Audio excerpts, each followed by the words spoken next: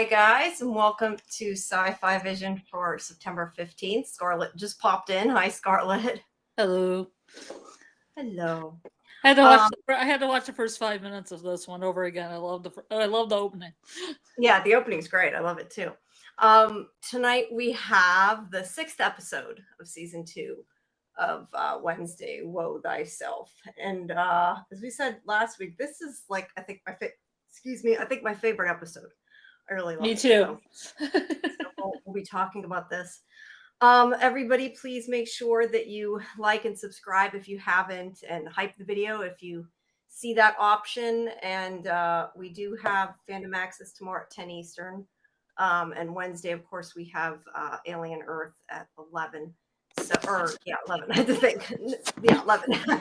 So please join us for those as well. I am still having migraine issues, so I'm hoping that it stays away. I just took another Advil that has decongestant in it, so I'm hoping it helps. But yeah. But hi, thanks for coming, everybody. Thanks, Scarlet, for coming. And I see Justin's there talking about the Emmys. Did you watch the Emmys last night? I haven't had a chance to see it, but I did see who won. Scarlet? She disappear? Hello? What? I did. Okay, you didn't answer me. I thought maybe you disappeared. I said, did you see the Emmys last night? Oh, I didn't hear you even ask a question. I heard no question.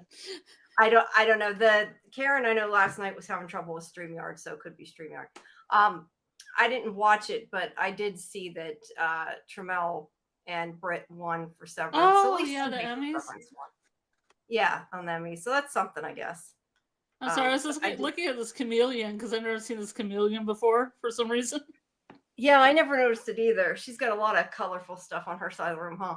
I mean, with the Emmys, I was happy that both Britt, like the people who won aren't Adam Scott, because I think the problem is I feel like it's an ensemble cast, and I don't think it should have like one lead actor like it was trying to do.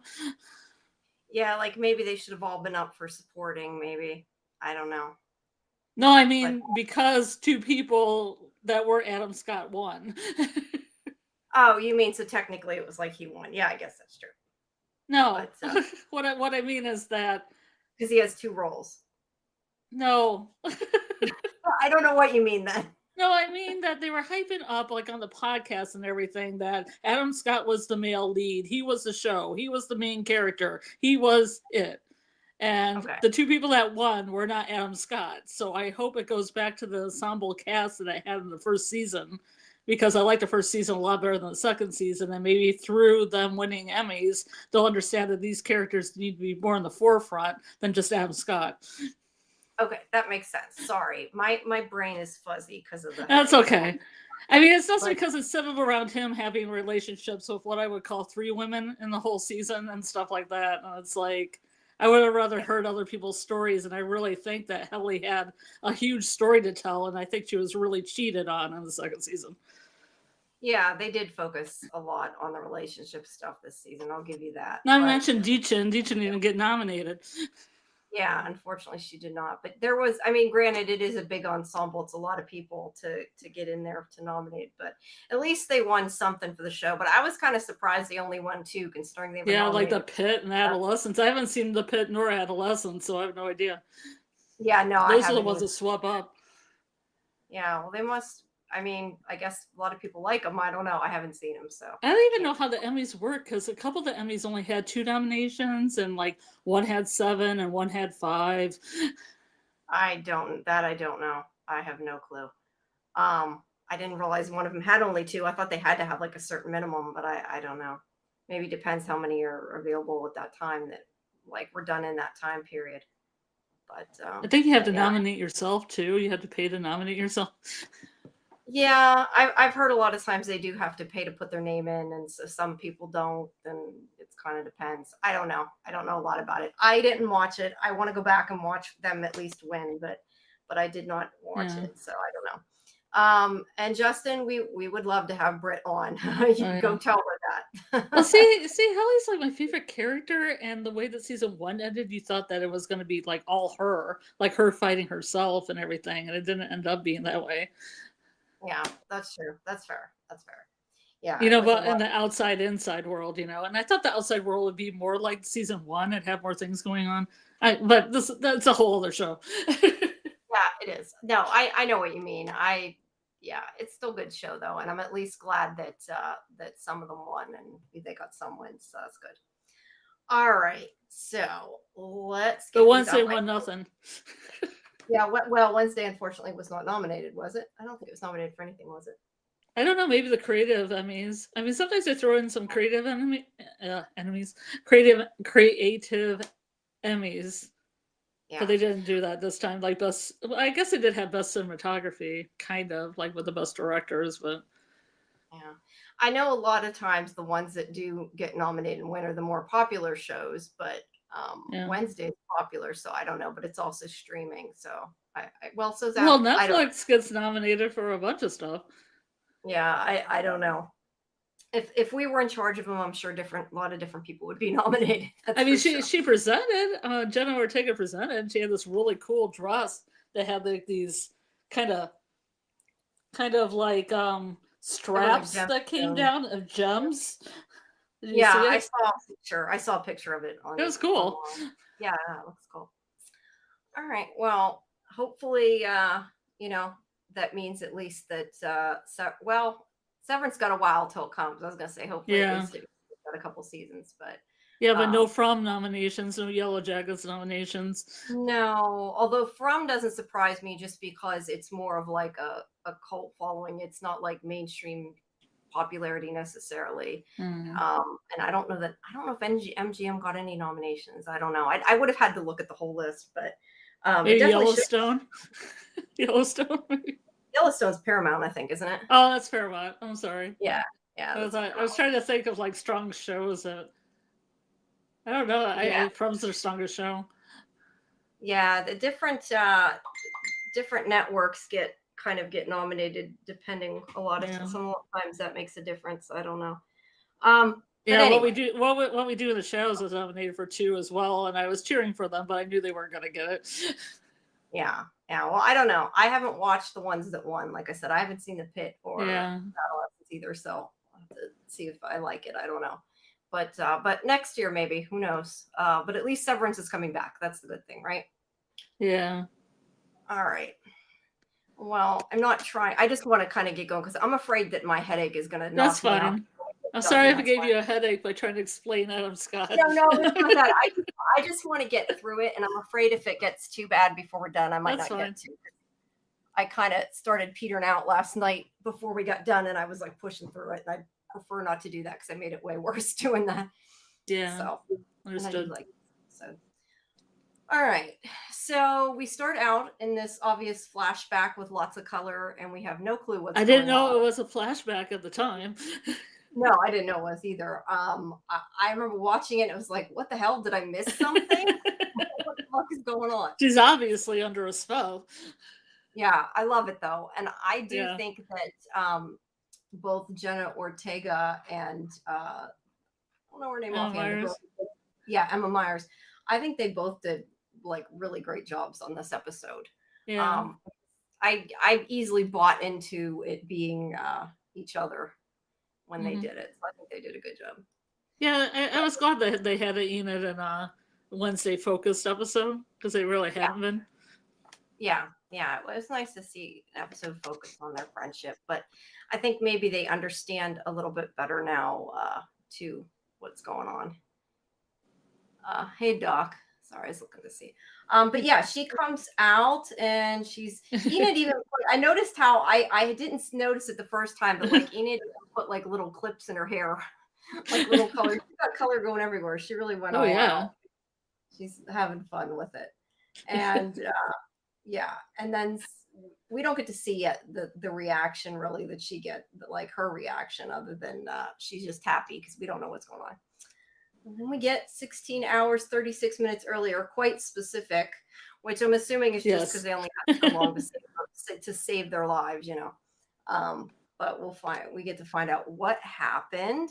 So we start out here with the sheriff talking to Enid and Wednesday's parents about what happened with Francois and Tyler, which is kind of, I don't know that I kind of was like, is this scene just like a quick recap in case you missed it? Like, I'm not sure what purpose this really served, unless they were afraid that people would complain, why did nobody do anything? I don't know. But she's kind of like, yelling at them almost. And Wednesday's parents are like, you guys didn't protect the school. You sent everybody away. So it's your own fault. And we had to take care of it. So kind of like, you can't do anything to us because you weren't doing your job.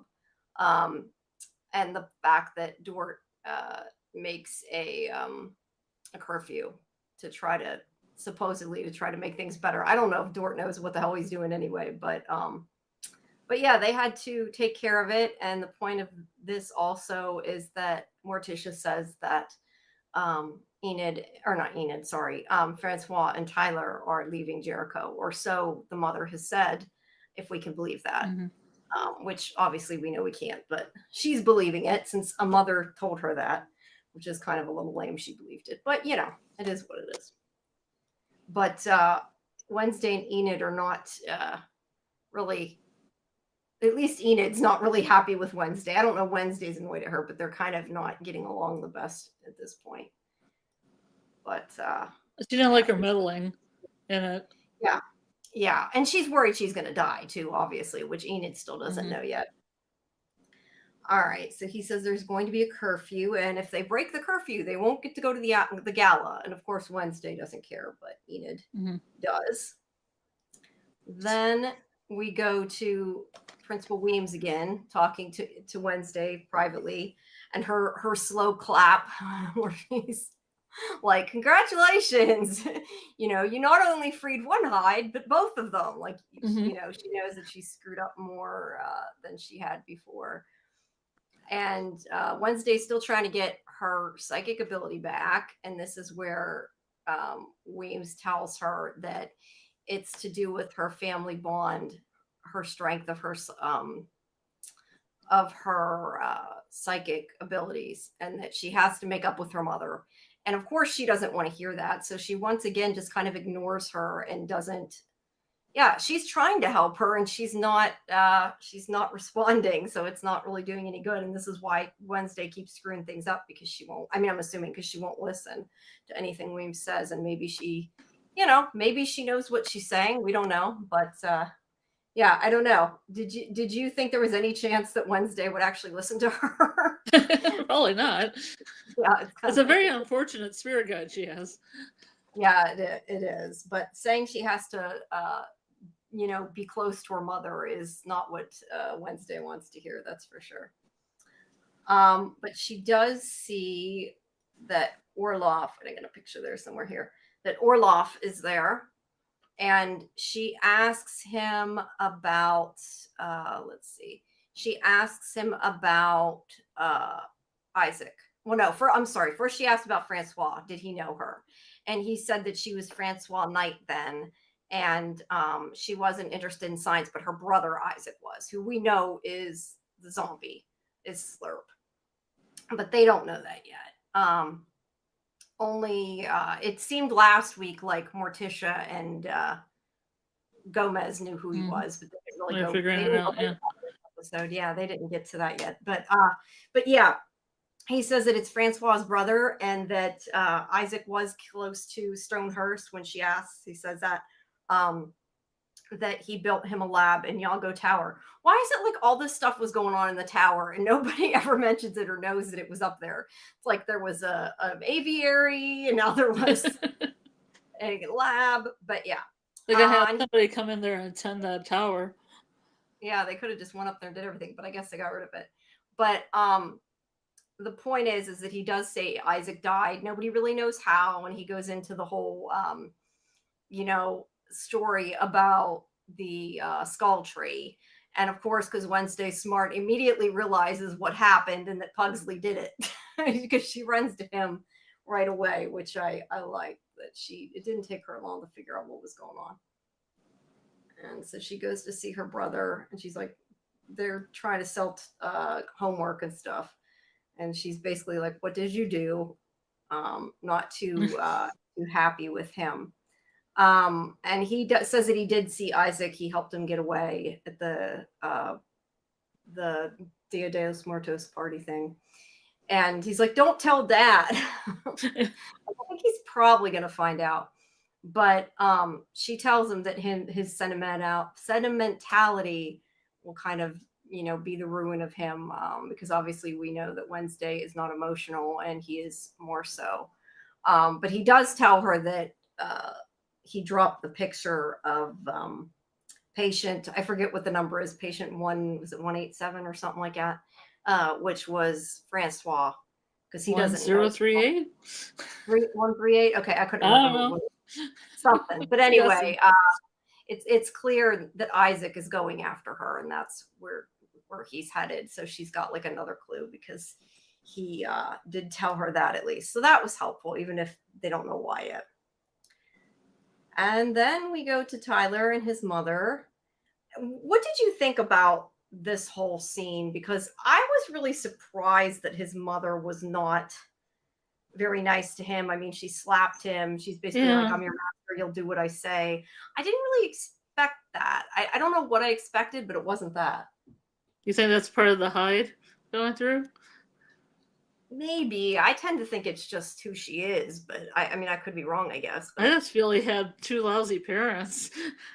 Right, that's what I mean. Like, I think she was probably like that before.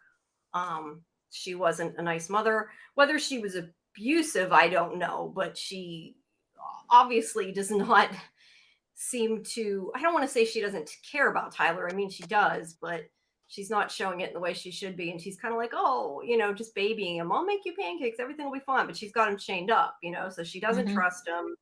He's not happy.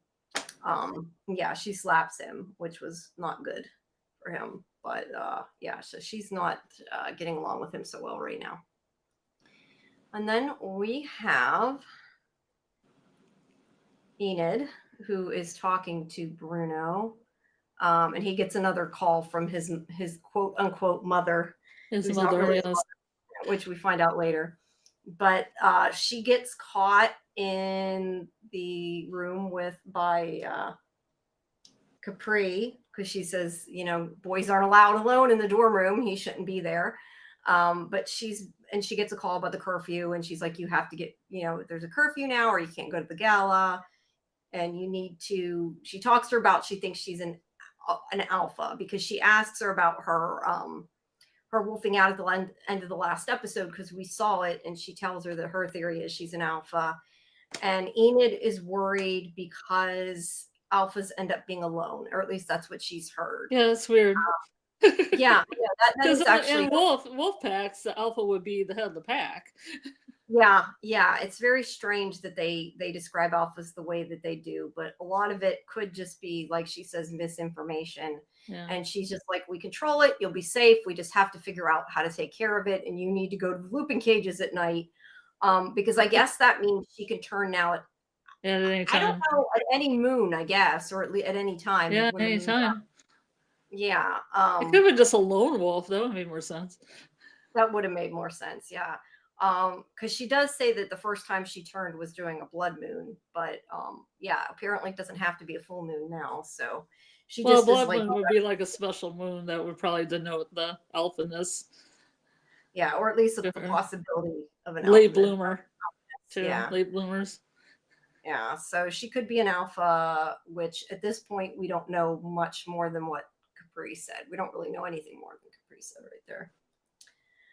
So then we go to Grandmama, who is shooting in her tiny house.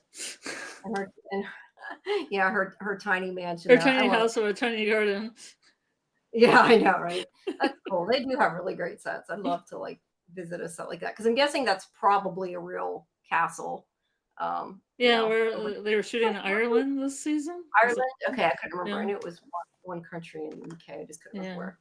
So yeah, that would be really cool to see. But she's shooting the clay pigeon, And Wednesday is just, I love that though, that Wednesday's just standing there like handing her the stuff and, not really doing anything. But no, she fired first though, because when they showed the shot, you're made to believe that Grandmama was shooting it, but like she actually stepped in and shot the birdie or whatever they throw up yeah, you're right, she did. I forgot that the target that they fire up. Yeah, the clay pigeons or whatever. Yeah. But she's still trying to find out about her psychic powers, and she does say, which her grandmother thinks her mother told her, that she stopped using her psychic abilities after Ophelia was gone.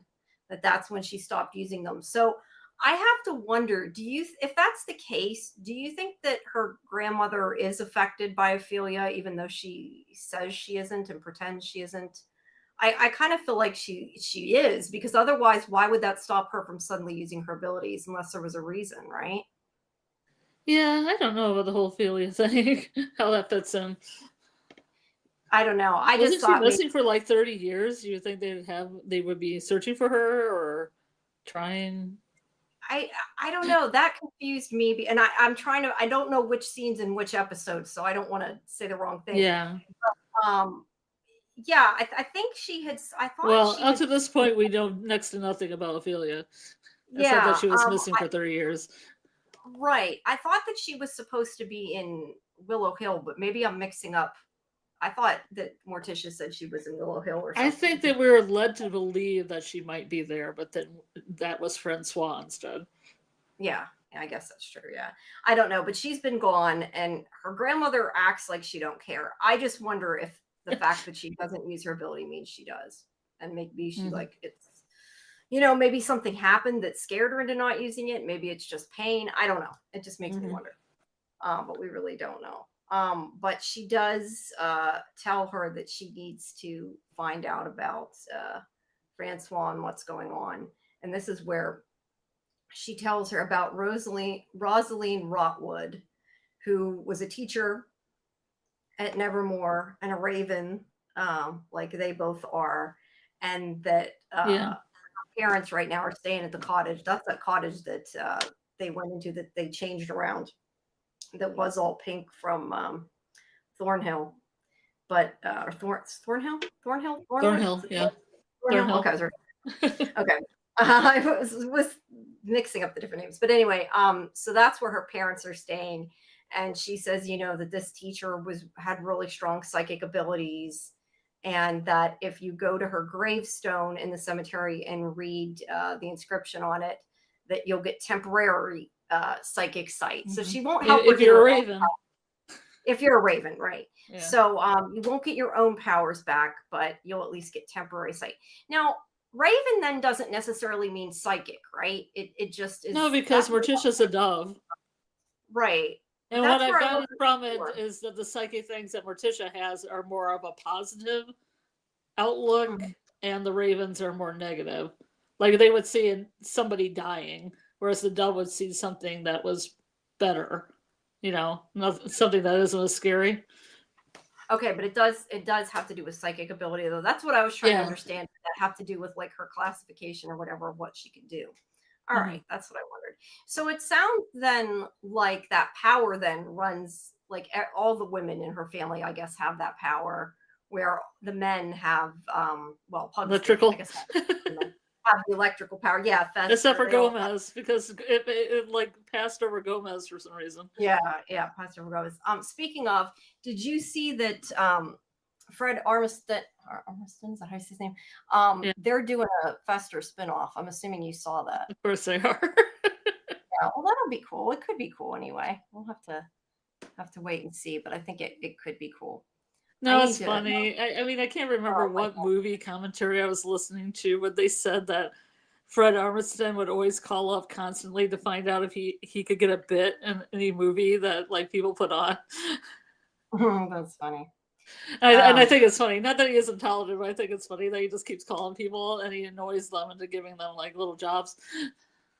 Yeah.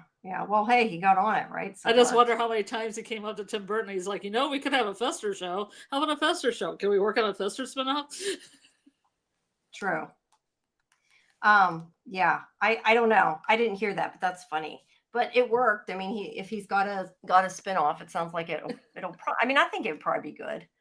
Yeah. I guess it's like the show you didn't know you whoops, wrong thing. The show you didn't know you needed, right? It's like the Wednesday you didn't know you needed. Yeah, yeah, the spin-off you didn't know. So anyway, she is gonna go to the cemetery to try to find out what to Well, try she to get has her some attention. golf clubs too. She what? She has some golf clubs as well. Oh, her grandmother does. Yeah. What you mean? I don't see golf clubs. I'm looking into. The Oh, right? okay, I on the side. No, I see them now. I had the screen covered. I couldn't see it. Yeah. Oh, that's funny. She goes out shooting and golfing at the same time, probably. But then That's she shoots a pigeon, a real pigeon. Not that that's yeah, really. that was one of my favorite gags. That is they pulled a clay pigeon and she shot it and the actual bird came down. Oh, I didn't like she shot the bird. I mean, it was I a know you bit. didn't, but it's a joke. I know it's no. I don't mean it like It's a oh so bit. It's a bad. I gag. just that I didn't really think that was necessary, but I get the joke. Mm-hmm. All right. It wasn't a So real bird, Jamie. yes, I'm aware. Thank you. Um, so she talks to Enid and she is telling her she can't go out curfew, but Wednesday, of course, is not going to listen. And she's going to go to the cemetery anyway because she never listens. And they get kind of in an argument here a little bit. I don't have written down. I forget exactly what they argued about. Basically, How they curse themselves. not yet. No, I think weren't they arguing about that she doesn't let Enid do anything or whatever. I think she was like saying she could handle herself or whatever, something to that. About walking, is it up to the walking in their own shoes line? It might be. I thought I wrote that down when she's. Oh yeah, no, it is here. She's like, you need to walk. You know, Yeah, we need to learn how to walk into each other's shoes or something like that. And she's like, you couldn't walk in my shoes for 5 seconds because they're full of razor blades. Yeah. It's a setup that I enjoy. Yeah, it was definitely a very obvious setup, but I didn't think about it until after, and then I'm like, yeah, that was there. But I mean, hey, it's foreshadowing. Because people who are watching and listening will curse you later with what you're talking about. You should be careful what you say, right? Yeah. There's a Gordon tombstone or whatever. I took a picture. But she wasn't Medusa. No, she wasn't, but that was still cool looking. Thanks, Debbie. Appreciate it. Thanks for stopping by. So Thing tells her, hey, Capri's going to the dorm rooms. You better get Wednesday or you're going to get barred from the gala. And she's like, can't go to the gala. No, can't miss the gala. Have to she's go like, get Wednesday. I gotta go get Wednesday if it isn't for pulling her back by her pigtails. Yeah, she says, I'll drag her back by her braids if I have to. Yeah, because I'm going to this gala. She's not going to miss her party. That's for sure. But Wednesday gets to the cemetery here, and there's a picture of the gravestone. I'm guessing that's Latin. I don't think it actually says what it is, but I'm guessing it's Latin. Yeah, they use a lot of Latin throughout the Addams Family shows. Yeah.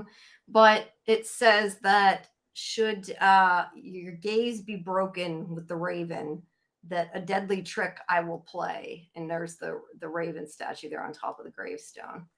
And Wednesday, after she reads the inscription, is kind of teleported. Well, first she starts having a vision. I guess she's not really teleported. We're seeing it as her teleported, but it's really her vision.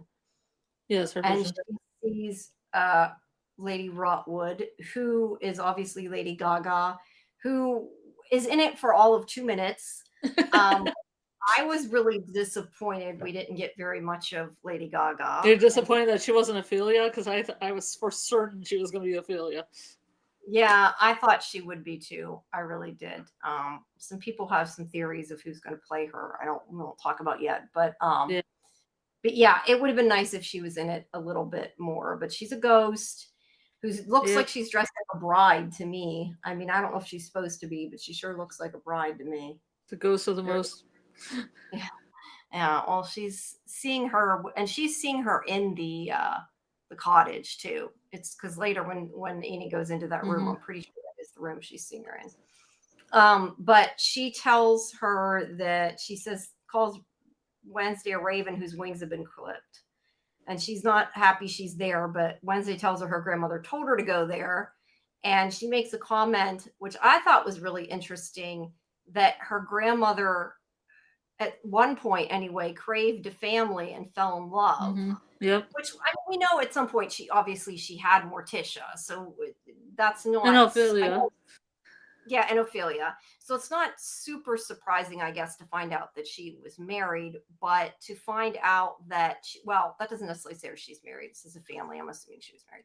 But the point is that she had emotions at one point. I'm not sure what happened to stop that, but I'm sure we'll find out soon. She said she fell in love with I couldn't tell what she said. I thought it said Huckster or Huxton or something like that. They said Tinkerer.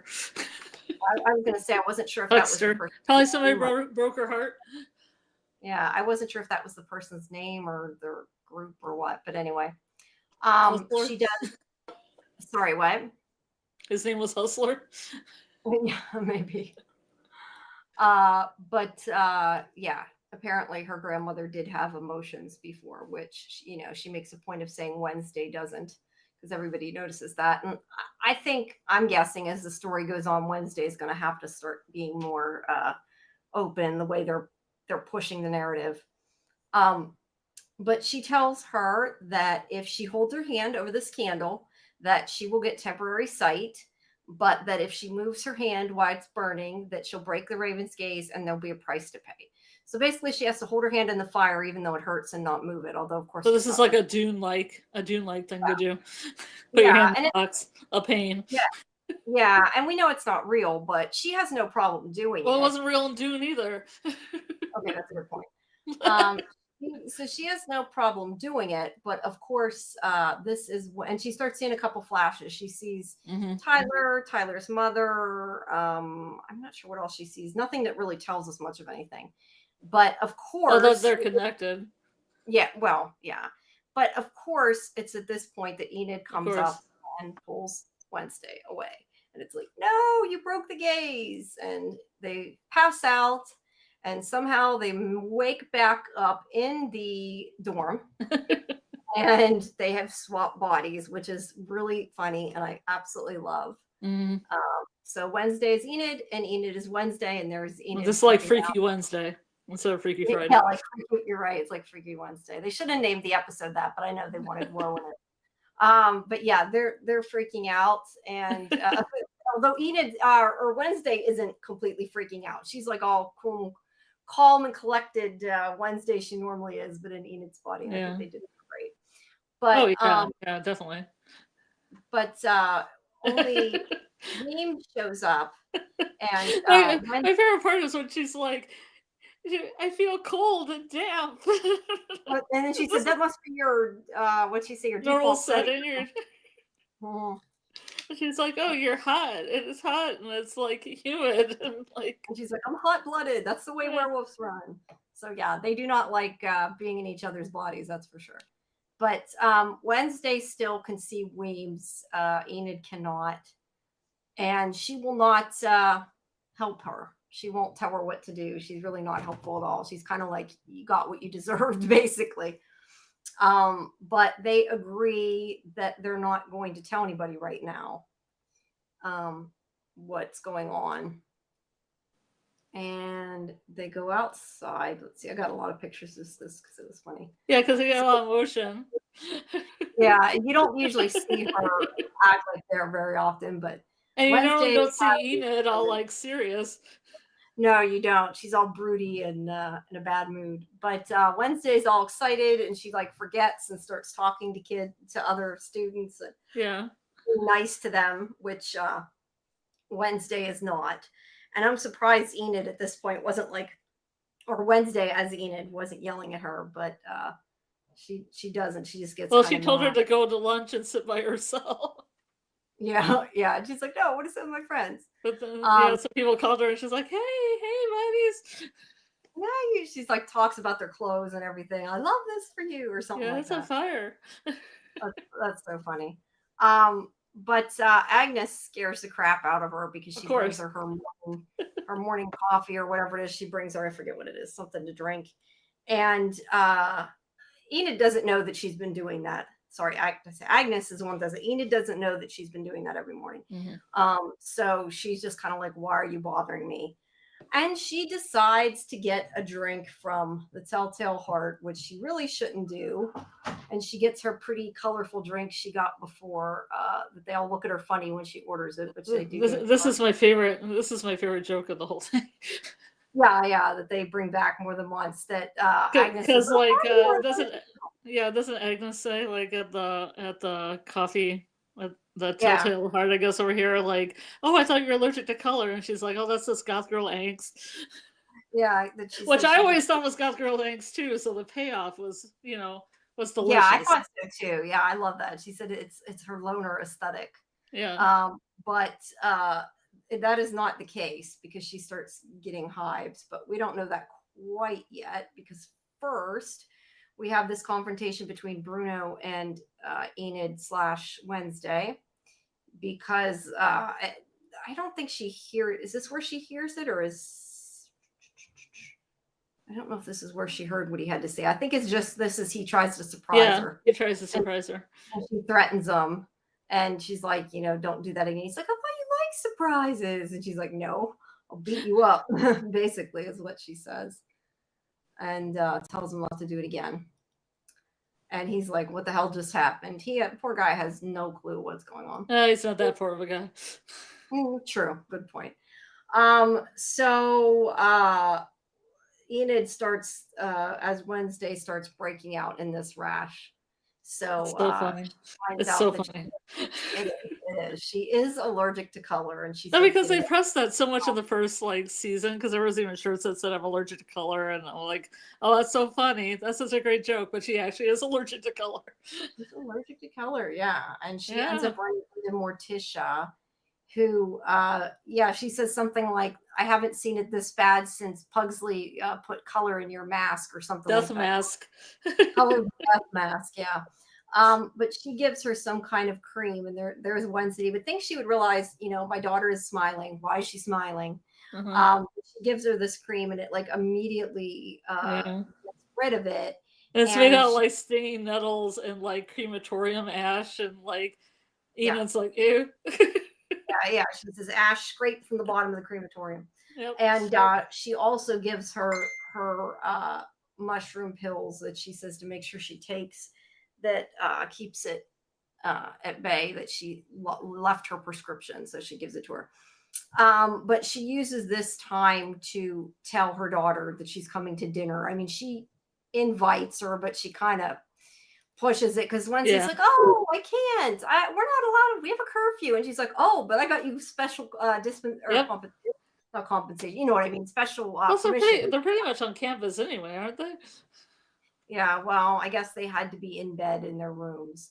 But she's gotten permission to take her and Pugsley out. So she can't really get away from it. And she's like, oh no, what am I going to do? Right.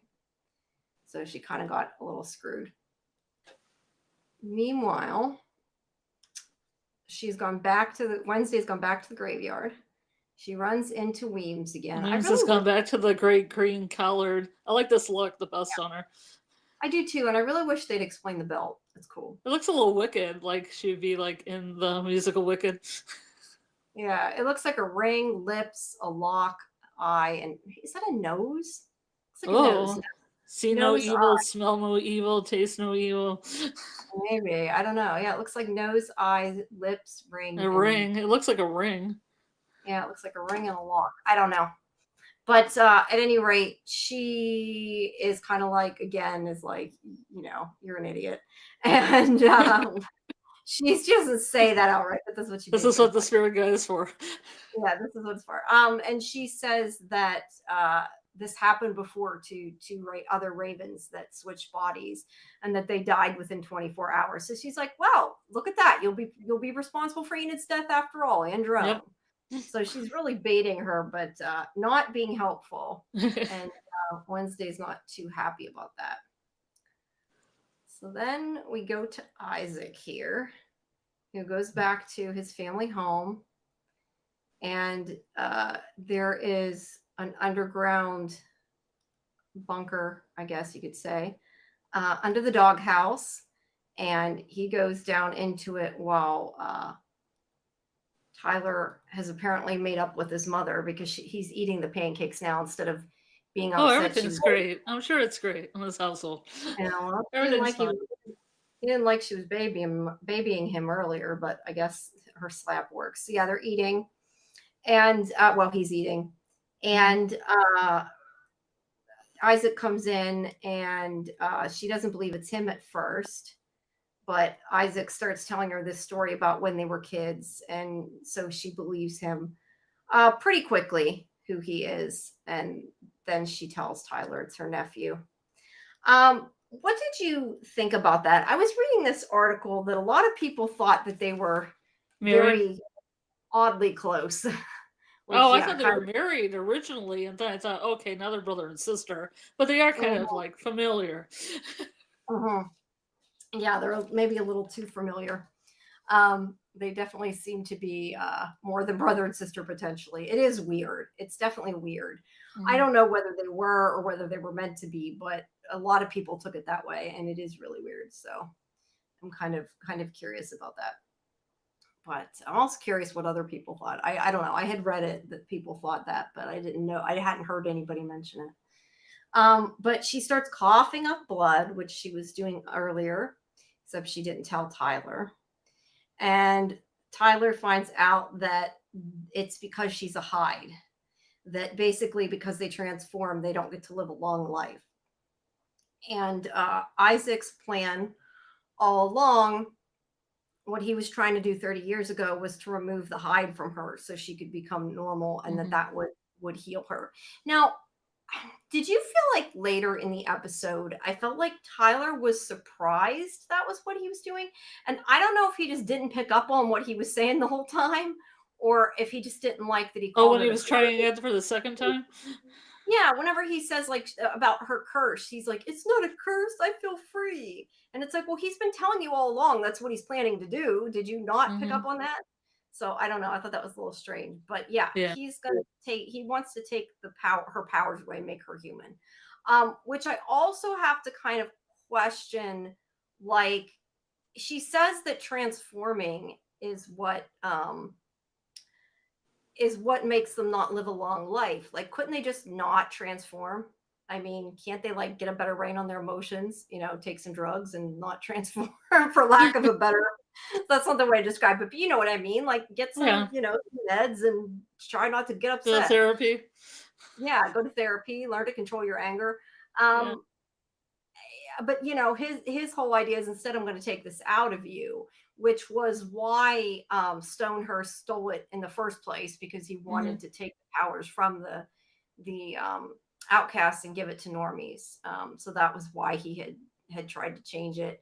And they kind of recap a little bit there about how Judy had been doing the same thing, and that they escaped from that place. And I don't have a picture of it, but I love that Isaac holds up her ID, and he's like, she retired permanently. So he took care of that. But that machine that's at that he has at Willow Hill is a lot like what Isaac had been building. So he thinks that they can use that to take her power away. And of course, Tyler's like, we just escaped from there, and now you want to go back. Like, at least he realizes this is like not a good plan, right? But that is the plan. But Isaac says that he has to get a part for it. He has to visit somebody to go get a part for his machine, which we find out what that means later. So then we go to Enid, who is Wednesday now, playing her big black cello. And I like how Wednesday tried to find the least black-based clothing she could find, even though it has bright colors on it still. Yeah, I know it is. It does. Like, she probably went through all of Enid's closet and tried to find the one thing that she could kind of have close to her body that's not going to break her out. Yeah, I'm surprised she didn't get her own clothes. Well, I don't think it would have broke her out. I think it freaked her out, but they're in each other's bodies, so I think she's okay in allergy wise. But yeah, I'm surprised knowing Wednesday that she didn't grab one of her own clothes. I guess that would break the ruse. I guess, and they agreed to do it, so she agreed to stay. But Enid starts playing, and I looked it up. The song Don't Fear the Reaper. Yeah, by Blue Oyster Cult. I did not know that. I liked it. I recognized it. I just didn't know what it was. So Capri comes in, and of course she's like, "Oh, I didn't know you could play." I almost wanted her to like have a conversation with her about how she's loose and fluid or whatever, because all those corrections she made to Wednesday. I kind of wanted her to like tell her now that like, doing it right, and then she's like totally full of shit because she said the opposite before. I don't know. That was what I thought when she said that. But yeah. But then she starts telling her, sorry, my head's hurting. She starts telling her that she has to go to the Lupin cages because, it's almost nighttime and she needs to take care of that. But she agrees to come after. And she's like, you have to be there before sundown. But she stops because she sees, and I have the picture here somewhere.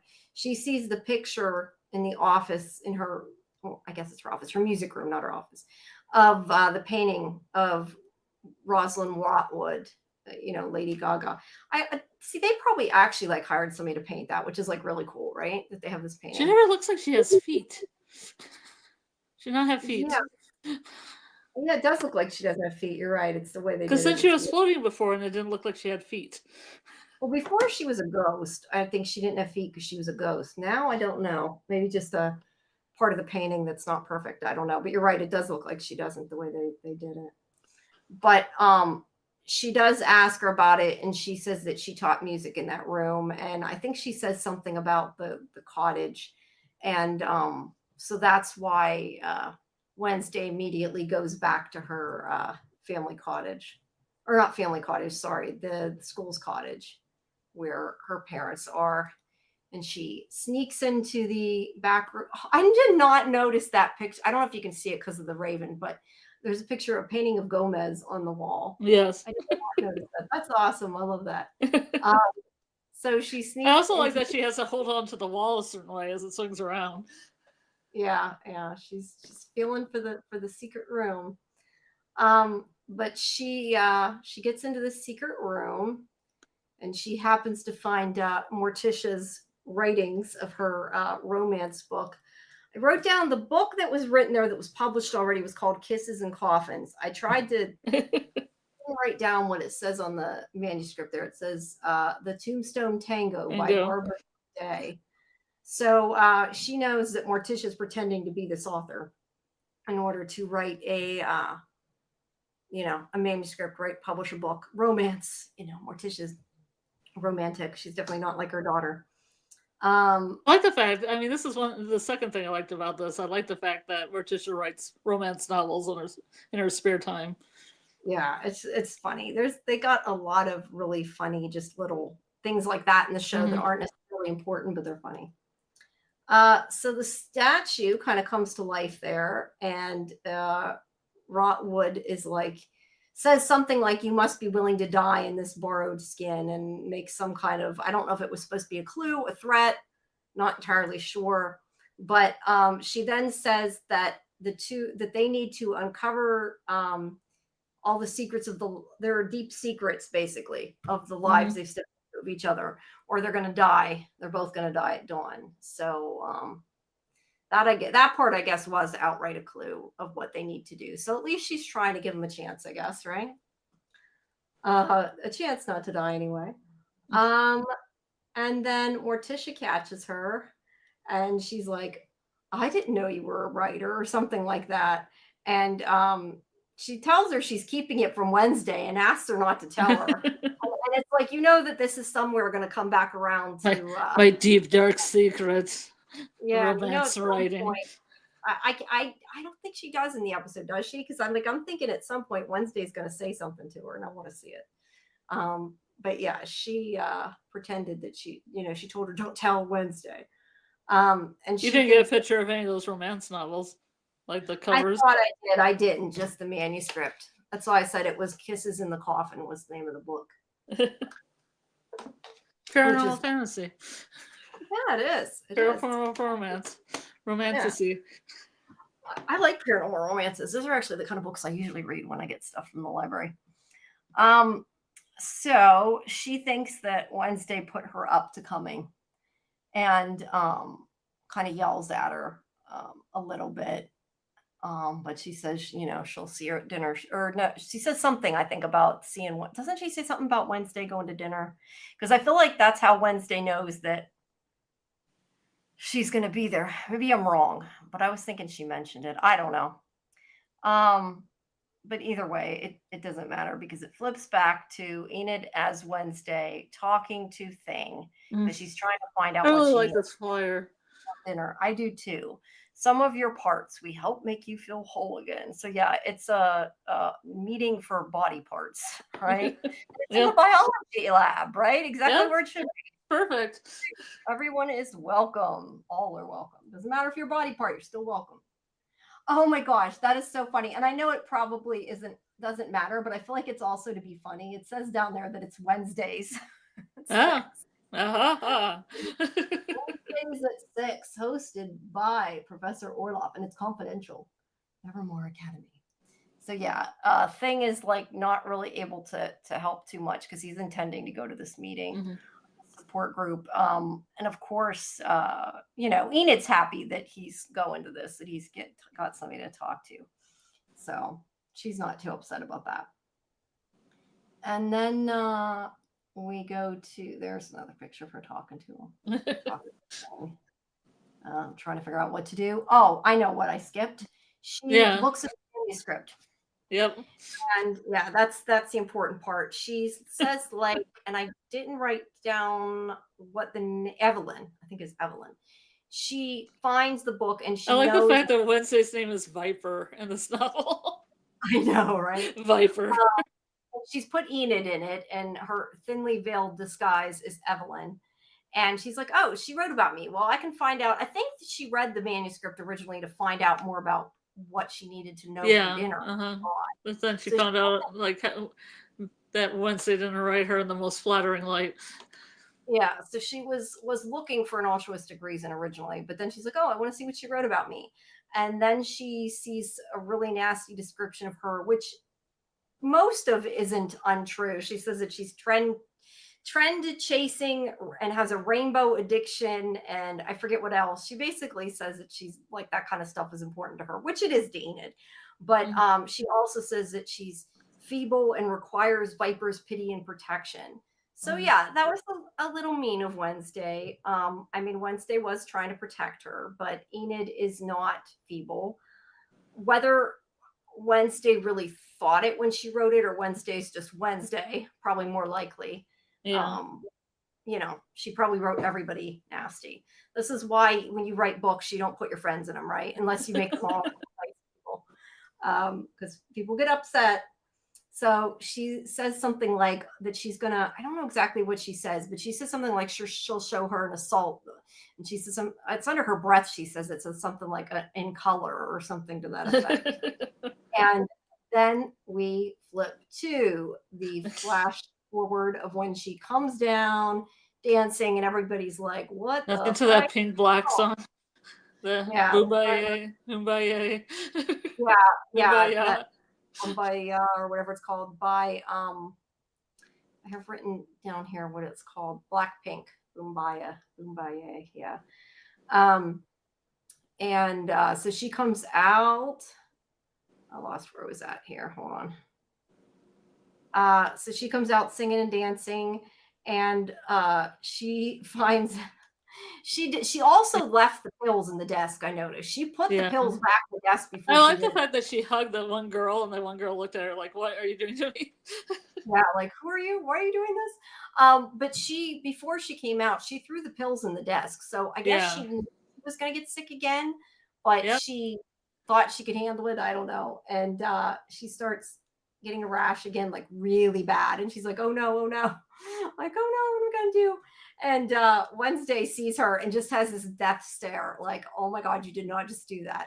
because Wednesday was getting them to record it on video. She's dancing around. She's dancing around. She's all happy and flirty and winky. Yeah, and she kind of got what she deserved, I think, a little bit there. I do have to question, though, they made a mistake later. I don't think they noticed, because I noticed and I wrote it down. I don't remember exactly where it was or if there'll be a picture, but she's still wearing some color later after her rash goes away, and she never got like the medicine or anything. So they kind of should have changed. What color? She has on like a sweater or something. At least it looked like she was still wearing like an outer sweater or something that was colored. Something of Enid's. I don't know.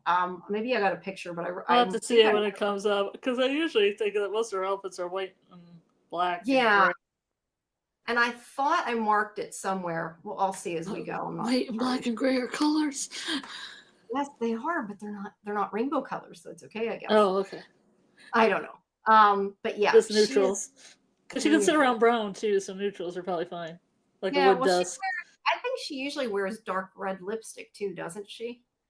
Yeah, I was thinking about that, because I was thinking maybe her lips are just naturally that color, because I thought if she wore lipsticks, then that color might give her a rash, but she's been taking those shrimp pills, so maybe that covers that. Maybe. She had on pinker lipstick in this one because I noticed it was different, and I couldn't remember if it was normally red, but I mean, it was what Enid had put on her, so I figured they just left it on. I mean, she never goes as dark as Morticia or her grandmother, so. Right. I don't know if they're allergic to color too, or just don't like it. She did say it was her grandmother's or grandmama's recipe from the morgue. It gives you that more, what'd she say, that deathly glow. Yeah.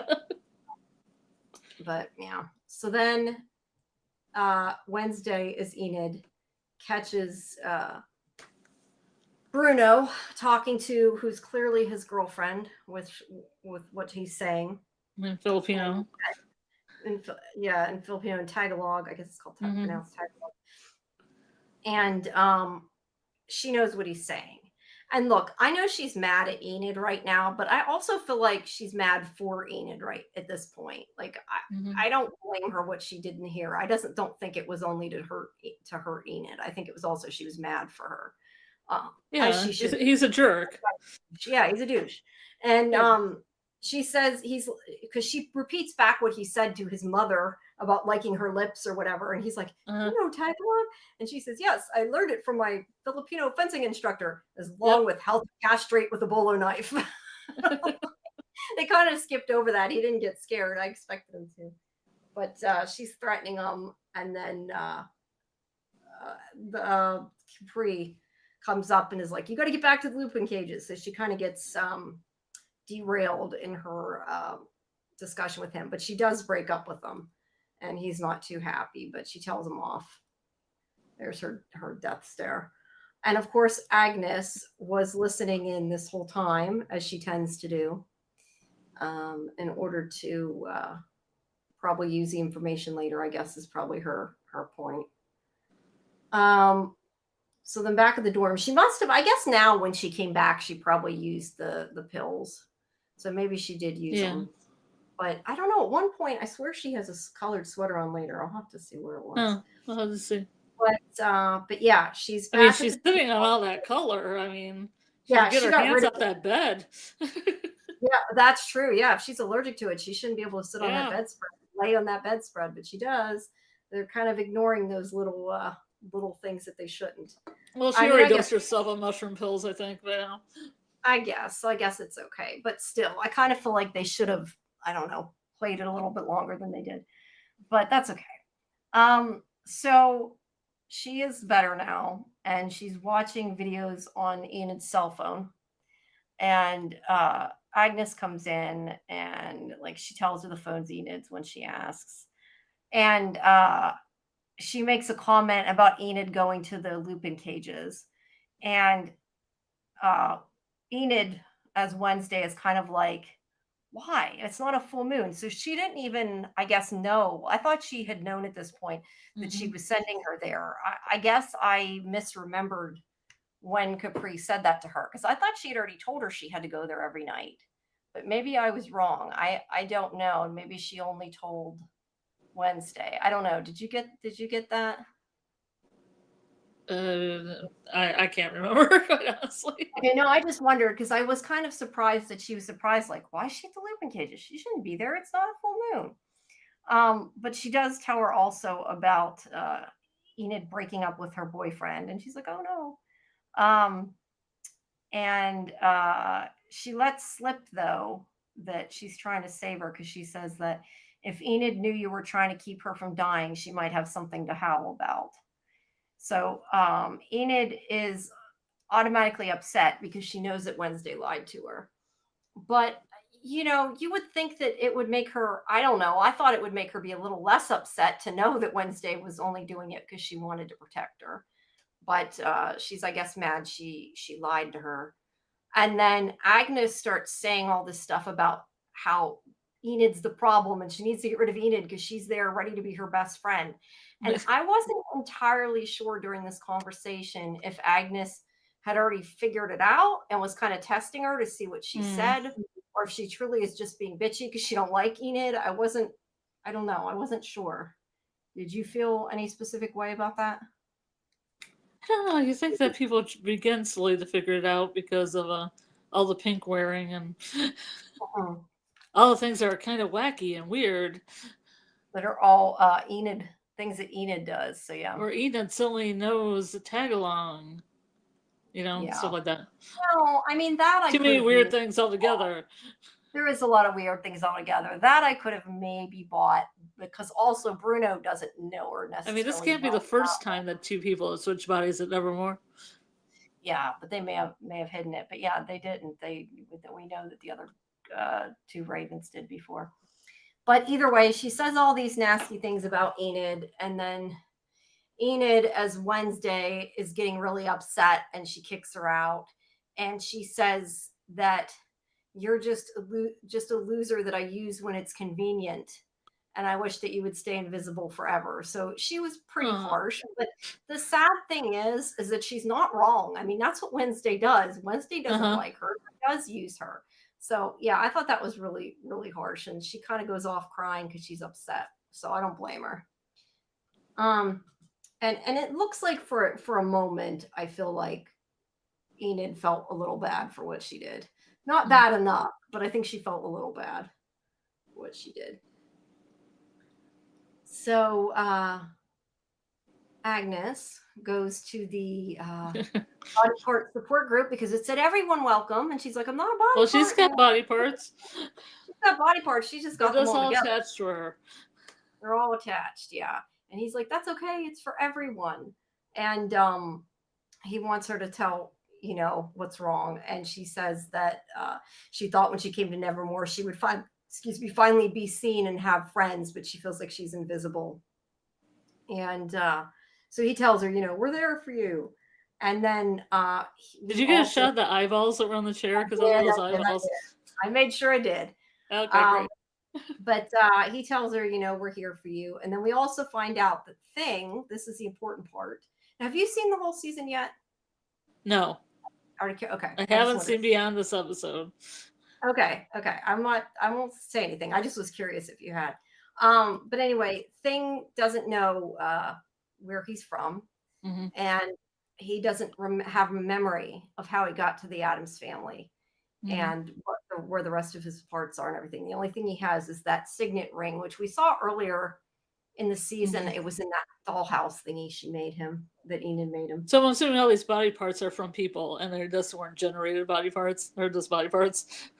Yeah, I think they're body parts that people lost, I assume. Like the one time he was attached to somebody, and it was probably the person that had the signet ring. Yeah, well, yeah, that would be my guess. And it's not just that he was generated as just in a lab, as just a hand. No, I do not think that is what they're implying.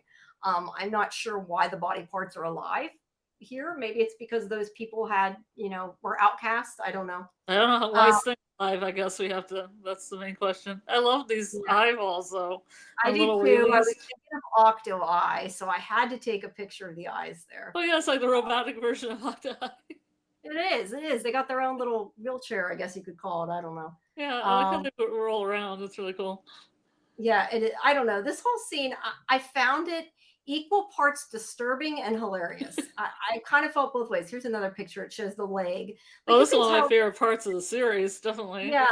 And look, some of them, I'm guessing, like with the leg, is probably a person in like a green suit or something that's sticking the leg over the chair. Right. It's probably a real leg, but some of them are probably, prosthetic props, like the eyeballs, obviously. But yeah, it, like I said, I think it was equal parts creepy and funny.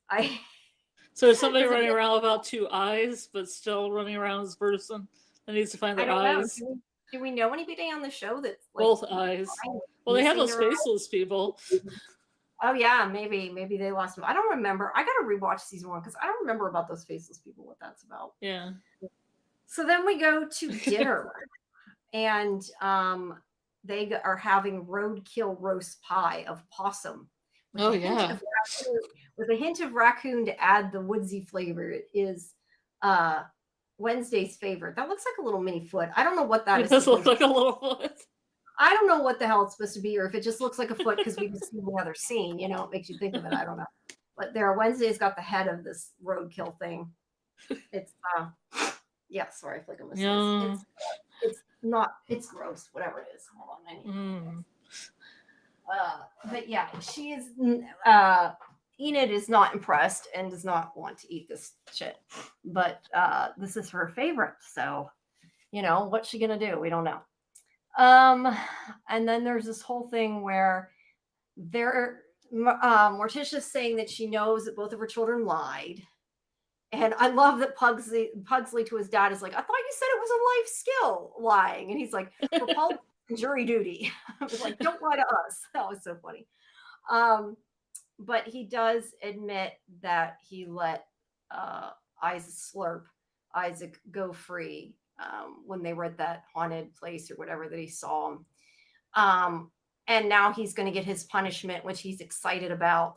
I have to question, like, I get that he likes that stuff, but like, how is it a punishment if he's enjoying it? You think they would do something like, we're going to hug you or something that's an actual punishment, Oh him. Yeah, I'd be like that. But yeah, he wants the Iron Maiden, or I forget what the other one was. Or like in the Alice Valleys, the Happy Hut at summer camp, like something like that. I don't know if you ever saw Adam's Family Values, but they Wednesday gets punished by being put in like the Harmony Hut that basically plays like Barry Manilow, and it's just like really. That's funny. No, I have not seen that. They only get to watch like really happy family films. Yeah, that would be very bad for Wednesday. She would not enjoy that.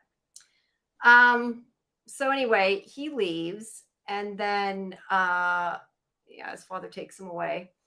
And then Wednesday talks to Morticia, and she's like, says that her obsession for getting her powers back made her lose her mind. So she thinks she's just nuts at this point. Yeah. She doesn't know what's going on, but she says once again, she feels a presence there and to show herself, and Weems shows her she's there. I do not understand exactly why Morticia can see her, if it has to do with them being relatives or if it has to do with them being, having her dove abilities. Her dove ability.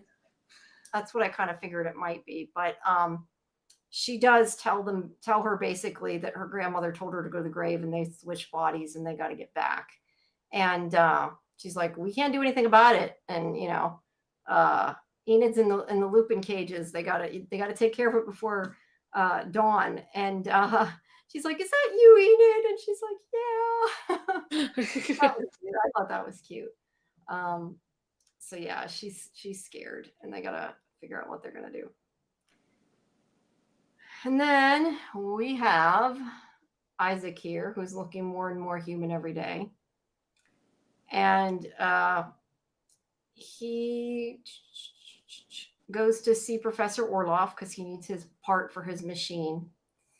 And, I thought this was funny that Orloff is saying that he should be dead and it's a perversion of nature. And it's like, oh, but it's not a perversion of nature that you're a head living in a jar. Okay. But he does comment that he gave him 30 years. He's like, I gave you this. I'm the one who saved you. I'm the one that kept you alive. But I need my part back. Sorry. Yep. And then he killed him. Slurp. Yeah, and he does say, wouldn't let such a mind go to waste. And we know he's going to slurp. He does. And I still wish that they would explain if he's getting their memories or something, because they never really explain it. But I have to assume he might be. That'd be kind of cool. If he took on like personality traits of the brains that he ate. Yeah, gets something from the brains. It'd be interesting. Agnes comes back in, and she sees him killing. Well, she's already dead, I think, at this point. But she sees him eating his brain, and she screams, and he hears her, but she immediately goes invisible so she can sneak off. And he doesn't see her, so he does leave and misses her there, but she almost gets caught. Almost. And then we switch to Tyler, Francois, and Isaac, and they're going to Willow Hill to use the machine now that they have the part. And they hear something and make Tyler go check. I'm not sure why she makes Tyler go check instead of Isaac, but, I guess he is the hide. And I don't know if you can see it in the dark here, but let's see. He opens the trunk, and I guess I don't have a picture of her, but it's, yeah, you can't see it. It's too dark. But it is Judy, her body in the trunk. So he did kill her, and Agnes is hiding in the trunk and didn't know that there was a body in there. And she's like, uh-oh, she knows it now. Yeah, I will say, I kind of thought Tyler was a little shocked. He looked a little disgusted. Like, I'm not saying that he totally cared he killed her, but he kind of looked like really like surprised that his uncle did that. So I don't know. I kind of wonder if, like, I know Tyler's pissed and Tyler's doing bad things, but sometimes I wonder if they're going to try to make him a good guy later. It just made me try to save him somehow. Yeah, somehow. So then we switch to the Lupin cages. And Wednesday comes to see her, and that is where I marked it down. See, she is wearing Enid's sweater. Why? Like, she's already in black and white, but yet she's still wearing that colored sweater. I don't know. What color is the sweater? It looks black to me. No, I don't see. I'm looking at it because I'm looking at it on the monitor. It's like sort of purple and teal. It's hard to see in the picture. It's so dark, but yeah. I got it really light and I can't even see. No, it's one of the, it might be just because I'm on a computer maybe, but yeah, that was one of Enid's sweaters that had to have been. But you did take those shrooms. Maybe if you take the shrooms, then she can do whatever. I guess. They're okay for a little while. I guess so, yeah. So it wears off. I mean, it's really dark though. So it is. It is. But she tells her, what happened, and then she gets a call from Enid, who's in the trunk. And Wednesday's like, get out of there. And she's like, I can't, it's too late. She's already in the trunk now. Sends her pin there of where she's at so that they can hopefully follow her. And, Enid is ready to go back to the graveyard so they can save themselves. And Wednesday's like, no, we're going to save her first. I really appreciated that Wednesday was the one, because Wednesday's Wednesday. I mean, I was surprised she wanted to help somebody else, and she's like, no, we're going to go save Agnes first. Well, she likes the fact she brings her a coffee every day. There's that too, yeah. But they're going to go save her really quick. So meanwhile, at Willow Hill, which somehow, I guess he has the keys, so I guess he probably could get in easy. But he's turning on this weird machine again, gonna take her powers away. And this is where he says he's gonna free her from the curse to give her life back. And Tyler's like, being a hide's a curse? And that's where I was kind of like, did you not realize that was the plan all along? Like, is Tyler that stupid, or did they think we didn't know? Like, I don't know. It just was weird to me. It played really weird. But she tells him that every transformation has a human cost. And that's, again, where I'm saying, like, why can't Tyler just not transform? Why do you need to take it out? Like, I get she's dying at this point, but Tyler could just, like, stop transforming. Does that mean he'll be fine and human? I don't know. They need to get a hold of their emotions. So Agnes has snuck in, and only Tyler realizes it. I thought I had a picture of it. I don't. But Tyler finds her, and he throws her in one of the cells to get rid of her. and he's because his uncle says he'll need a snack later, so to put her in there. And then Wednesday, I don't think that's gonna happen, but that's what he thinks. Then Wednesday and Enid come, and they go in this. There she is, still there. Go in the cell to get her out, and he's actually waiting for them. Which there now you can see her sweater. Oh, really good. My God, it is color. It is very colorful. Later on, it might be just so they can switch clothes later, because when they swap clothes, Enid's wearing it. I realized, so that might partly be part of it. But just enough time before that mushroom stuff wears off. It must be. It must be. But anyway, she comes in to save her, but Tyler was actually waiting and knocks out Wednesday. Well, Enid there. And Enid, as Enid comes in and starts to wolf out, Wednesday's like, before she gets knocked out, says something like, "You got to stay calm." And she's like, "Too late." So she does for a moment get locked in the cell as the wolf, but she gets out. And there she is. Mm-hmm. And I guess from what I got when I was looking up stuff and reading about it, I guess she's bigger there than she was before. I don't remember what she looked like before. She was a cute werewolf with the like unicorn hair. I mean, I know she had the little, she had the little blue and pink. Yeah.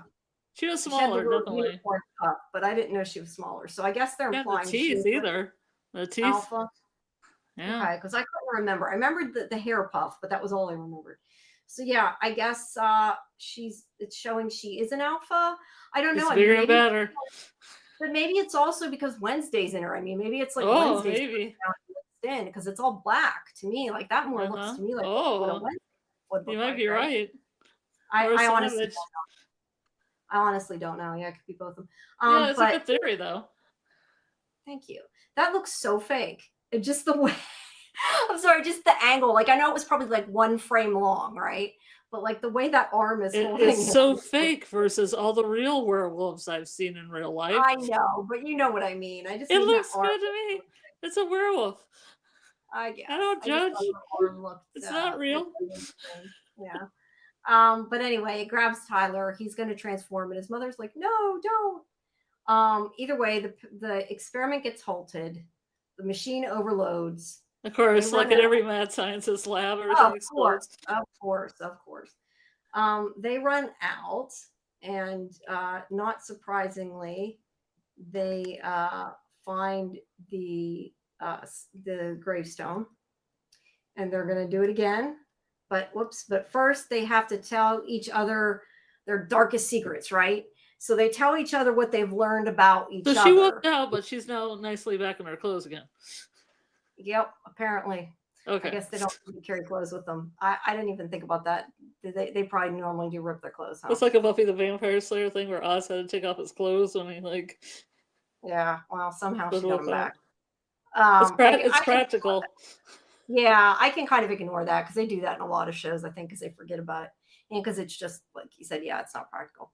But they talk about what they've learned, and Enid says that she loves it Wednesday. She loves her fearlessness, and she knows that she's afraid her mother will never accept her for who she truly is, and that she's too, dark for even her. And that's why she pushes her away. But maybe she can teach her something, which is probably like, we know they got to get along, right? We've already learned that. So that makes sense. Wednesday says that she admires Enid's quiet strength, and she does know that she has power. And she says that she knows Enid is worried about being alone, but she won't let that happen. And her transformation was proof that Enid's strong. And she says something like more power than even she could handle or something. So they're both friends again. Yay. They collapse. They wake up. See, now she's wearing her. Oh, yeah, I guess she did say that earlier because Enid said, "I'm more powerful than you could ever imagine." Yes. And so. But now she knows because she's been there. Yes, of course. And she has walked in her shoes. Yes. But they wake up, they're fine. Enid's like, "Oh, I'm warm again," or whatever she said. And exactly what you said, the sweater denotes that, she's got her colors back. Yeah, it was probably just so they were back in their own clothes. Yeah. And hey, you know what I didn't think of? maybe actually, well, no, because I guess here they were wearing the opposite clothes, huh? Because I was going to say Yeah. maybe Wednesday kept it on, so after she turned back, she had clothes, and we didn't have to worry about her being naked because she had a coat. But Wednesday was wearing it, so it doesn't work. Yeah. I don't know. Yeah. Yeah. So Weems is like, well, you saved Enid's life, but now somebody else is gonna die, and it's gonna be somebody in your family. So yeah, an Adams family member is gonna die, and I thought I got a picture of the tombstone. You know, Rotwood didn't mention this at all. No, she did not. So I guess what I understand it to be is that Weems can see the vision, even if Wednesday can't. Because at one point she said something like your vision didn't change.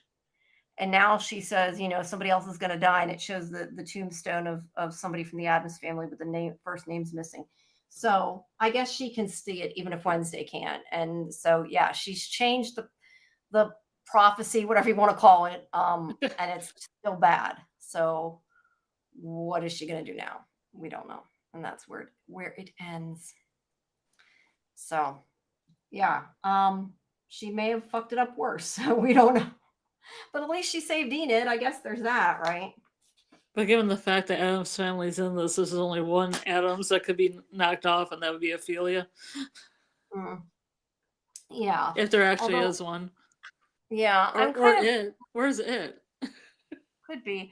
I kind of assumed, though, that you're supposed to think it's either Morticia or Pugsley or Gomez. I mean, that was kind of what I assumed. Or Fetzer or Grandmama. Or Fester. Well, yeah, or Fester or Grandmama. I guess it could be one of the two. But I definitely figured it was one of the ones we've seen. And I don't know that you said, you said it. I thought you said thing. I was going to say thing isn't family. You remember it with all the hair? Yeah, just it wasn't here though, right? Was he in it? It hasn't been on yet, but I'm hoping for a cameo. Probably eventually. I'm sure it'll be Cousin It. Yes, we'll eventually see Cousin It, I'm sure. But yeah, now somebody else is in danger, and she has to figure out who it is and try to save them next. And we still have there's 8 episodes, right? There's 2 more. There's 2 more. Okay, so 2 more hours to find out who the other person who's going to die is and how she can fix it. And yeah, she's got to figure something out. And she's going to have to, I think, my prediction at this point was that she's going to have to talk to her mother. I mean, she doesn't want to, but she's going to have to. I think that they've proven that. Beyond that, I'm trying to think if I had any more theories beyond that. I don't know. What do you think's going to happen? Hopefully it isn't Ophelia, because I mean that would really suck that she just shows up for an episode that dies next episode. that would suck. Well, hopefully they'll change it again and she'll figure out what she needs to do to save whoever it is. Because I feel all the other Adamses have plot armor, so I'm trying to think who could just be like a casualty and be fine. Yeah, I'm not so sure that her family members would die, and we know like Ophelia's like, I'm back after 30 years, and we know Fester isn't going to die because he's got a spin-off, unless maybe they think he's dead and then he shows up in a spin-off. There could be that. But other than that, I think that's probably not going to happen. So yeah, I don't know. I figure she'll probably save whoever it is. Yeah. But yeah, I don't know. Anything else? I mean, I think we're going to find out, I'm hoping, about more about Enid and if she's an alpha and what that means. I think there'll probably be more about that. I'm trying to think of what or find out what the signet ring means that thing has. Yeah, I definitely I'm sure that'll probably be solved to the end because it was made a pretty big point. Yeah. I just haven't seen anybody with missing hands. Yeah, I know. Well, I don't want to tell you. I won't tell you. I will just say that after when the culmination of everything, I'm not going to say more than that. The culmination of everything, I was kind of like, oh, that makes total sense. And I didn't see it. And I feel like I should have seen it. So yeah, I'm curious what you think after you see the last. So I'm going to be looking for people without hands. I didn't say that. I said the culmination of what happens. You'll see. I don't want to spoil anything, but Uh-huh. I like what they did because it was unexpected. I'll just say that. Mm-hmm. I I always like like this that. episode because it was unexpected. Yeah, this episode was definitely unexpected, and I totally really enjoyed. Um, sorry, my head's getting worse. I totally really Yeah. enjoyed seeing Wednesday dance around and be in color, and Mm-hmm. find out she's really allergic to color. That was great. Well, So, it gives both of the actresses a little bit of room, you know, to be a different mhm. personality. Yeah, I think they both did a really good job too. I really do. Yeah, I because think I they could believe that Igna was Wednesday and Wednesday was Ignan. right. Yeah, so did I. That was good. I liked it. And now they maybe understand a little bit better each other a little bit better, so maybe they won't be fighting, and They'll be hopefully Enid closer.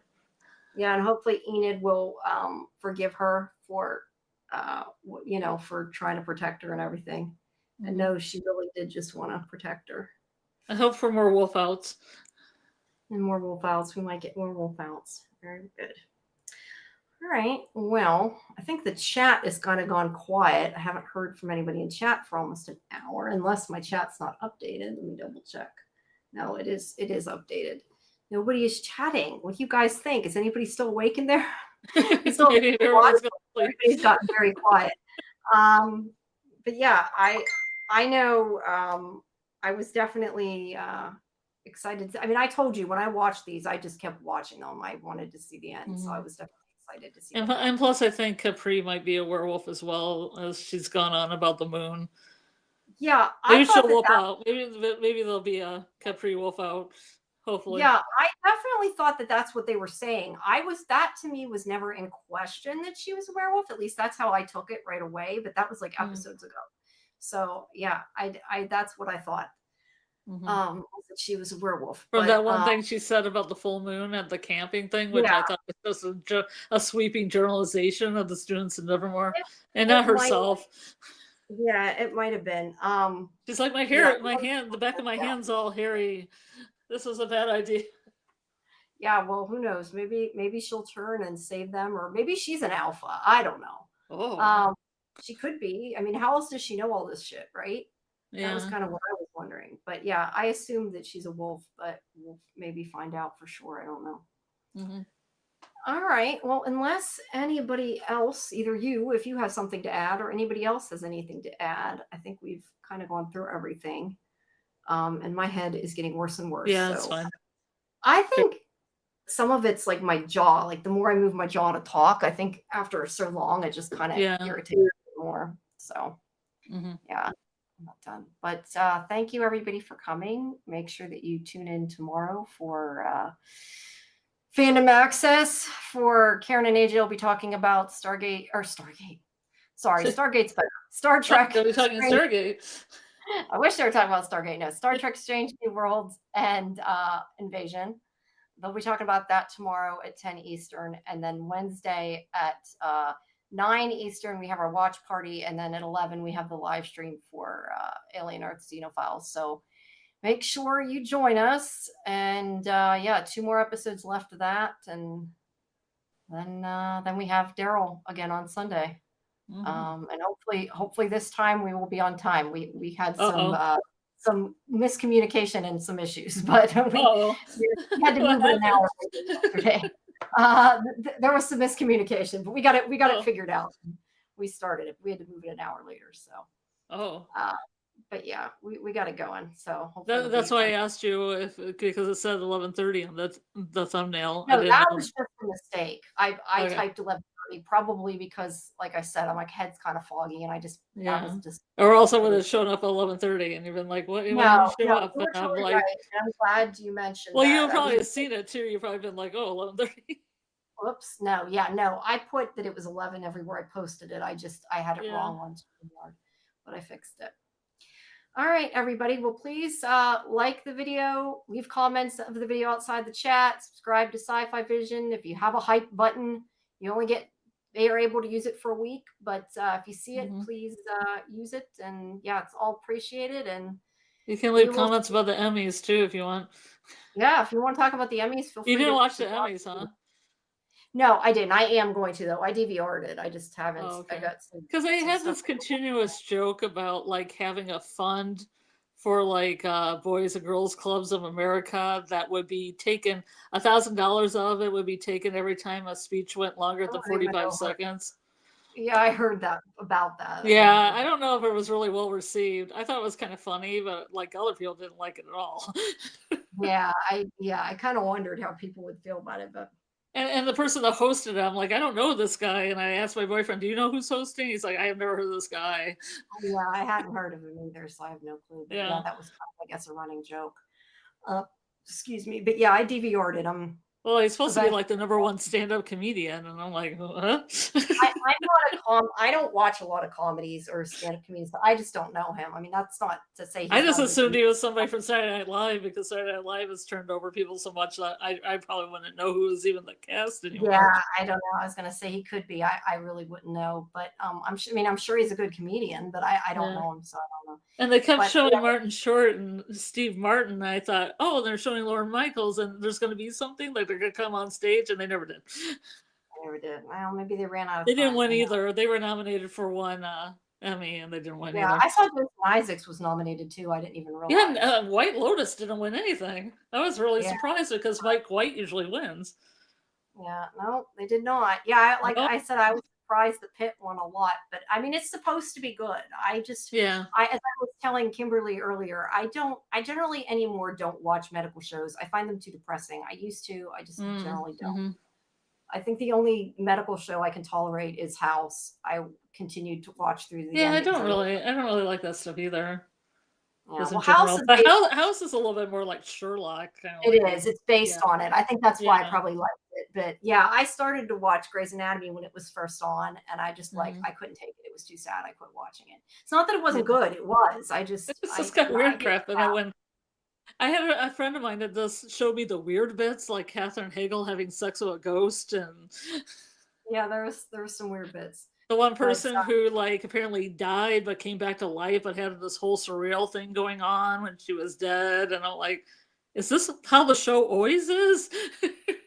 I don't. Yeah, I don't remember that. I don't know. I like I said, I quit watching it after a certain point. I found it too depressing. Um, Yeah. I usually don't watch that kind of stuff, but I kind of do want to see it because it is based on Pittsburgh Hospital. And Mm-hmm. I know Noah Wiley came down to the hospital in Pittsburgh and was like meeting all the nurses and everything. It was on the news Yeah. because it was based around that hospital. So I'd Oh like to yeah, they see it. had that one Emmy too, where like five female directors were nominated and one male, and the male won, and that was disappointing because Elizabeth Max was on stage talking about how it was important for female directors because she's a female director, and I was like, well, that was irony. Yeah, it would have been nice. I mean, I don't know who all was up, but yeah, in that sense, it would have been nice. I'm sure if a female one. Well, I thought the one director was going to win for Severance because they made a big deal about that Chicobaro or whatever that episode. Yeah, yeah. Chicobaro. I don't know. I'm probably saying it Yeah, wrong. no, I am surprised Severance didn't win more than it did, but you never know. Yeah. I don't know. The people that I like tend to never win the awards. That's why I don't worry about Mm. watching them live anymore. Well, I'll the stuff watch it I on the like didn't get nominated. No Yellow yeah, that Jackets anywhere. too. Yeah, I mean that too. That's not the stuff I would have. I mean, I would have nominated Severance, but a lot of the stuff that was nominated, I would not have. But that's personal preference. Yeah. But you're right. They do also pay, I think, to get at least some of the awards. I don't know if it's this one in particular, That's but pretty some of the crazy. Like actresses are like, I think I deserve an Emmy. How can I put in that $125? yeah, I don't know how that works, but yeah, I'll eventually watch it. But I've got work I've got to catch up on first. I still need to put up Outlander. I tried to today, but I've just been still having Yeah. bad headaches. I got a doctor's appointment for Wednesday, but I couldn't get in till Wednesday. But I think I have a sinus infection. I really do. I think it's making the headaches worse. Mm-hmm. But yeah. And then let's see what else. I was trying to think if I have anything interesting coming up. I'm doing Couple Next Door tomorrow, but I don't know if people know what that is. It's not a hugely popular show. It's second season. It's on Stars. So I have that tomorrow. Yeah, I don't sometimes know. Stars has some good shows though. Yeah, no, they do. I just Because I don't think they're really seen as a network that has good originals, but they have had some good originals. Yeah, no, they have. I know a lot of people don't pay for Stars, so I don't know how popular Because it is. Party Down was on there. I think Ash vs. Evil Dead was on there. Oh, yeah, I think so. I never did watch the series. I need to watch that too. There's so many things I need to watch. I need to watch Invasion. Karen and AJ keep telling me watch Invasion, and I'd like to. I'm gonna watch what's the name of it? Dr. Zipbags. Dr. Zipbags Transylvanian Pet Store. Okay, that I have not heard of. Okay. Which was a British TV series. I heard about it on a podcast today when I was listening to a podcast about the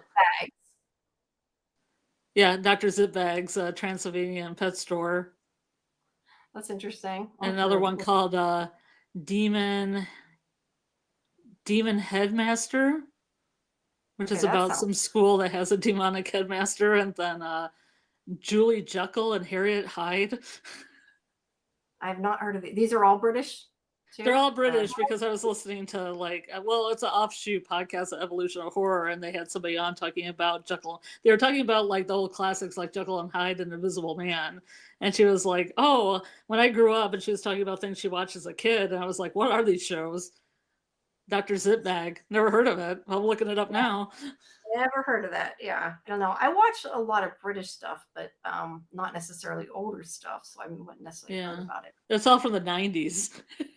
Yeah, no, I probably wouldn't know. And I've seen it. I have playlists now for it on YouTube for all three, so that's probably what I'll be doing. That's cool. No, I watch a good bit of British TV, but I more started that after, like, I got into Doctor Who and Harry Potter and everything. So that's kind of a later thing.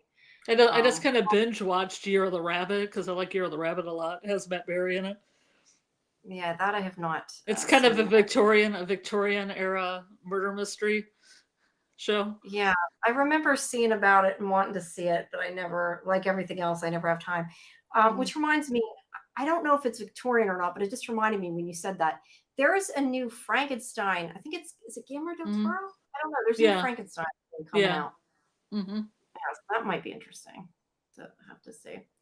Oh, yeah. But, all right. Well, but I guess that is about it for Wednesday. And we will see you guys tomorrow on Tuesday at 10. Well, Karen and AJ will see you. I'll try to stop by, but if I'm still having headaches, I probably will just drop in the chat. But if not, thank you. And if not, I'll see you guys Wednesday night. And And so have a good night, everybody. And thank you for listening. And we hope to see you at the next watch party and the next stream. Make sure you join Discord. I did link it. You can get all the watch party and schedules there. All right, guys. Have a good night. Good night. Take a walk in everyone's